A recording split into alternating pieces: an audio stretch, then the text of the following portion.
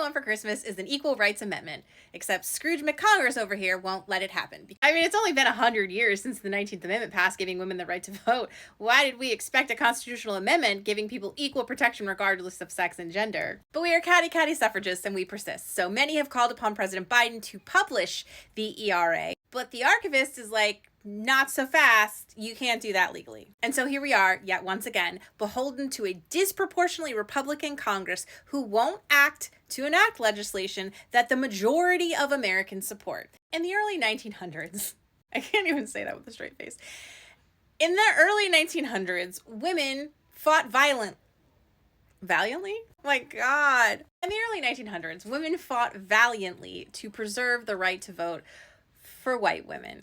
And that needs to be said. And one of those very famous suffragettes leading the cause here was Alice Paul. Once the 19th Amendment was ratified and put into play, Alice Paul was like, that's not enough.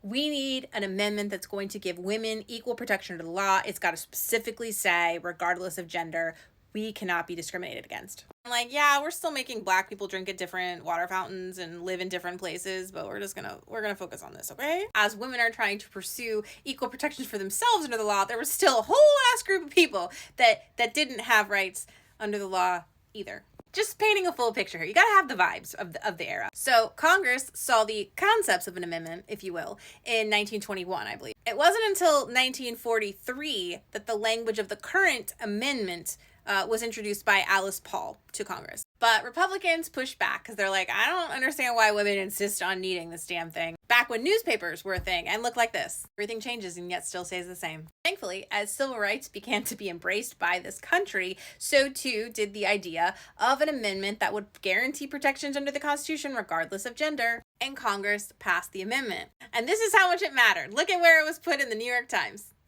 So much has changed, but so much stays the same. Excellent. So now all we need is 38 states to ratify this thing, and we're good. Nope. No, we're not, because we didn't get 38 states to ratify. Got a little too confident there. It was passed in 1972, and Congress gave a 7-year extension. And I guess because everything has to be awful before it gets better, finally, in 2017 and 2018, respectively, Nevada and Illinois were like, we're on board. We're good. We're with you now. So that left one more state to ratify.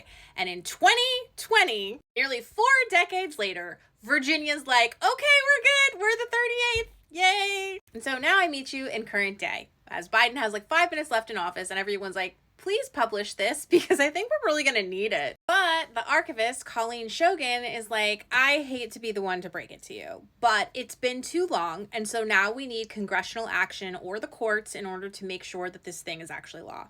In other words, Biden can't just say, look, 38 states approved this, now it's law. And this is where I have real questions for the Democrats, because like, this is a thing that 38 states ratified. Who cares if it took them 200 years to do it? They finally got it right. You're not a nation known for acting expeditiously when it comes to human rights violations. Look how long our schools were segregated. I mean, officially segregated.